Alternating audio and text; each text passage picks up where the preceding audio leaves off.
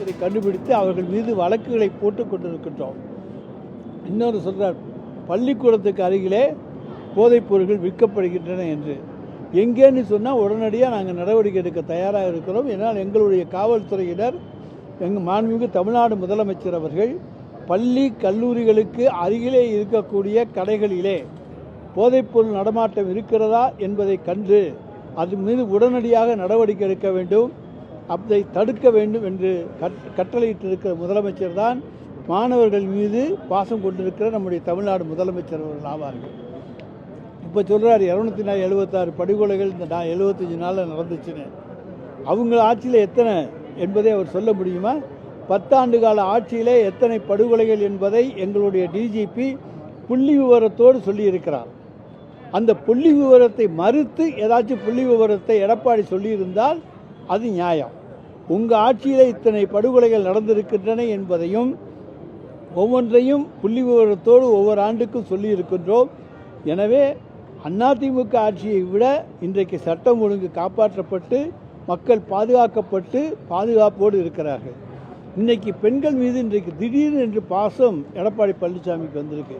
ஏன்னா சர்வேக்களில் நாங்கள் சர்வேயை நம்புவதில்லை, ஆனால் சர்வேயில் 80% பெண்கள் திராவிட முன்னேற்றக் கழக கூட்டணிக்குத்தான் வாக்களிக்கப் போகிறார்கள் என்கின்ற தகவல்கள் வருகின்றன. எனவே பெண்கள் ஓட்டுக்களை தடுக்க வேண்டும். ஒன்றிய பாஜக அரசுக்கு எப்போவுமே இந்த 100 நாள் வேலையெல்லாம் பிடிக்காது. பெண்கள் சம்பாதிப்பது, சுய வேலை வாய்ப்பு திட்டத்தின் மூலமாக சம்பாதிப்பது, இதெல்லாம் அவர்களுடைய எஜமானரான பாஜகவுக்கு பிடிக்காது. எனவே இருவரும் இன்றைக்கு சேர்ந்து இன்றைக்கு தமிழ்நாட்டிலே பெண்களை அச்சப்படுத்துகின்ற வகையிலே ஏதோ பெண்களுக்கு பாதுகாப்பு இல்லை என்பதைப் போல ஒரு போலி நாடகத்தை உருவாக்க முயற்சிக்கிறார்கள். அது தடுத்தறியப்படுகிறது, தகர்த்தறியப்படுகிறது. ஏனென்றால் நாங்கள் பார்க்கின்ற ஒவ்வொரு இடத்திலும் இரவு 11 மணியானாலும் பெண்கள் பேருந்தில் வந்து இறங்கி நடந்து கிராமத்தில் செல்லுகிற காட்சியை காணுகிறோம். எனவே நீங்களும் பத்திரிகை நிருபர்கள் இருக்கிறீர்கள், எந்த ஊருக்கு வேண்டுமென்றாலும் போய் பார்த்து கொள்ளலாம். ஆனால் ஒரு சில சம்பவங்கள் அங்கங்கே நடந்திருக்கலாம். ஆனால் அதை எங்களுடைய காவல்துறை உடனடியாக கண்டுபிடித்து உரிய நடவடிக்கைகளை எடுத்துக்கொண்டு வருகின்றோம். விழிப்புணர்வோடு இந்தியாவிலே பணியாற்றுகிற காவல்துறை தான் நம்முடைய தமிழ்நாடு காவல்துறையாகும். அது எடப்பாடி பழனிசாமிக்கு மறந்து போய்விட்டது.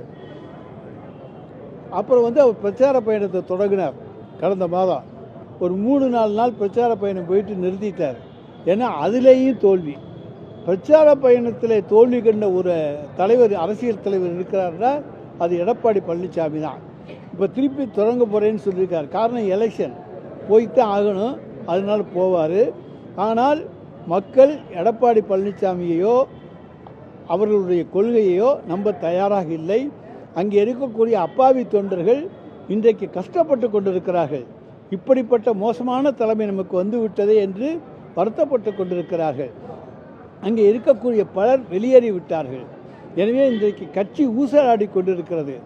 எனவே எப்பாடுபட்டாவது தன்னுடைய கட்சி தலைவர் பதவியை, பொதுச் செயலாளர் பதவியை தக்க வைத்து கொள்ள வேண்டும் என்கின்ற ஒரே இலக்கோடு தான் அவர் இன்றைக்கு அதிமுகவை நடத்தி கொண்டிருக்கிறார். தேர்தலில் வெற்றி பெற வேண்டும் என்கின்ற ஆர்வமோ எதுவும் அவருக்கு கிடையாது.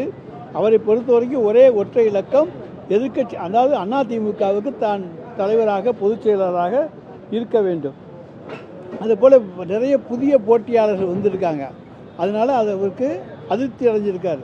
அவங்க நம்மளோட போயிட்டு எதிர்க்கட்சி தலைவர் பதவி நமக்கு இல்லாமல் செஞ்சிடுவாங்களோ என்கின்ற அச்சம் இன்றைக்கு எடப்பாடி பழனிசாமிக்கு வந்திருக்கிறது.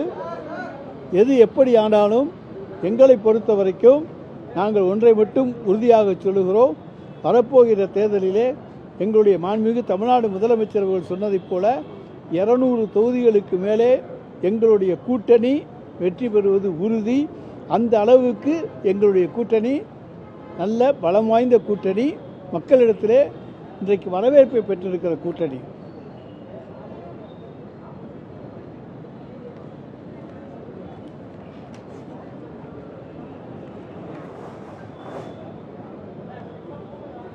எடப்பாடி பழனிசாமி பெண்களுக்கு இன்றைக்கி பாதுகாப்பு இல்லைன்னு சொல்கிறாரு.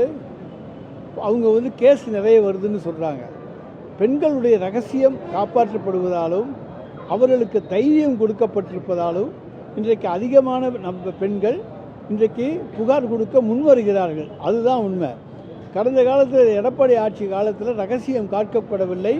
புகார் கொடுக்க வந்த பெண்ணையே காண்பித்து அவர்களே மீதே வழக்கு போட்டு அதற்கு பிறகு போராடித்தான் அந்த வழக்கு மாற்றப்பட்டது. எனவே இன்றைக்கு இந்த அரசு மீது மக்களுக்கு நம்பிக்கை இருக்கின்ற காரணத்தாலே அவர்கள் இன்றைக்கு இங்கே வருகிறார்கள். அடுத்து இந்த வரியெல்லாம் உதத்திட்டாங்கன்னு சொல்லி அப்படி ஒரு குற்றச்சாட்டையும் இப்போ சொல்லியிருக்கிறாரு. அதை ஒன்றிய அரசு 15வது நிதி ஆணையம் தனது அறிக்கையில் 2022-23 ஆண்டு முதல் உள்ளாட்சி அமைப்புகள் மானியம் பெறுவதற்கான தகுதியை பெறும் பொருட்டு 2021-22 ஆண்டில் சொத்து வரி தள விகிதங்களை ஃப்ளோர் ரேட்ஸ் அறிவிக்க செய்ய வேண்டும். மாநிலத்தின் மொத்த உள்நாட்டு வளர்ச்சிக்கு ஏற்றவாறு ஆண்டுதோறும் சொத்து வரி விகிதத்தை உயர்த்திட வேண்டும் என்று நிபந்தனைகளை விதித்துள்ளது. எனவே அதுக்கு காரணம் ஒன்றிய அரசை தவிர நாங்கள் அல்ல. எனவே அந்த ஒன்றிய அரசை போய் கேட்டுக்கொள்ள வேண்டும். இன்றைக்கு ஒடிசா மாநிலம் அது அமைதியாக இருந்தது.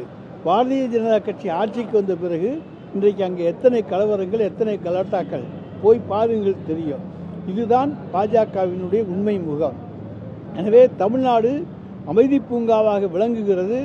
இங்கே எந்த விதமான அதிருப்திகளுக்கும் இடமில்லை. எனவே தான் இன்றைக்கு திராவிட மாடல் ஆட்சியை மக்கள் எதிர்பார்த்து கொண்டிருக்கிறார்கள். அது தொடர வேண்டும் என்பதுதான் அவர்களுடைய ஆசை. இதை எடப்பாடி பழனிசாமியால் பொறுத்து கொள்ள முடியாமல் பொய்யான குற்றச்சாட்டுகளை சொல்லுகிறார். ஆதாரத்தோடும் புள்ளி விவரங்களோடும் சொல்லுங்கள் என்று சொல்லியிருக்கிறோம். அவருக்கு ஆதாரமும் கிடையாது, புள்ளி விவரமும் கிடையாது. எனவே அதை சொல்லுங்கள். எங்கள் கூட்டணி பேச்சுவார்த்தை நடந்து கொண்டிருக்கிறது. 23ஆம் தேதி வரைக்கும் எங்களுக்கு நேர்காணலும் பேச்சுவார்த்தையும் இருக்குது. அதுக்குள்ள முடிச்சிருவோம்.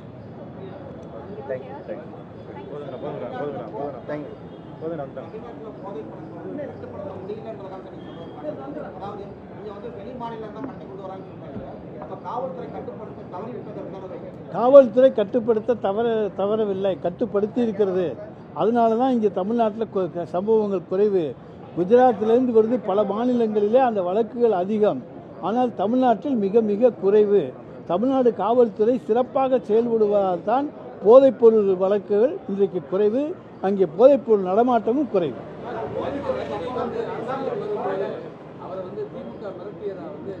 சார், ஏற்கனவே நாங்கள் சொல்லிட்டோம். அதுக்கு பதிலாக ரஜினிகாந்த் ஒரு சூப்பர் ஸ்டாரு, அவருக்குன்னு ஒரு மன்றம், ரசிகர் மன்றம் எல்லாமே இருக்கிறது.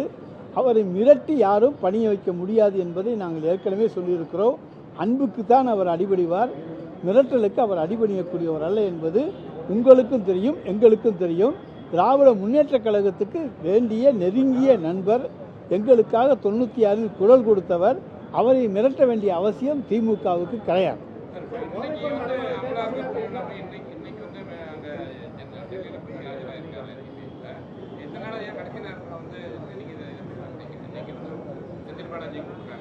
அதாவது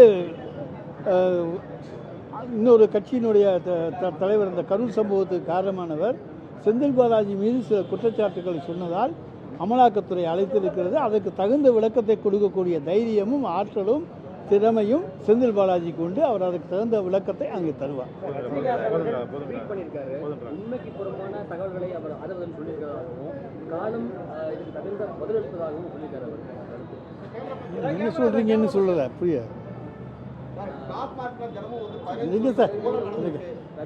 டாஸ்மார்க்லாம் ஊழலே இல்லைங்க. ஊழல் வந்து 2021 முன்னால் இந்த கணக்கை தாங்க எடுத்துகிட்டு போயிருக்காங்க. எங்கள்கிட்டலாம் எந்த ஊழலும் எங்கள் ஆட்சியில் கிடையாதுங்க.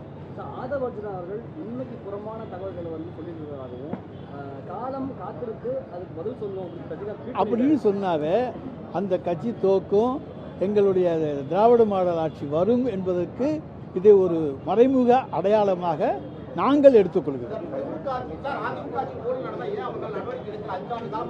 சார், நிறைய நடவடிக்கை எடுத்திருக்கிறோம். நிறைய நடவடிக்கைகள் எடுத்திருக்கிறோம். குற்றச்சாட்டுகள் பதிவு செய்திருக்கிறோம். கோர்ட்டிலே சில அமைச்சர்கள் மீது வழக்கு நடந்து கொண்டிருக்கிறது.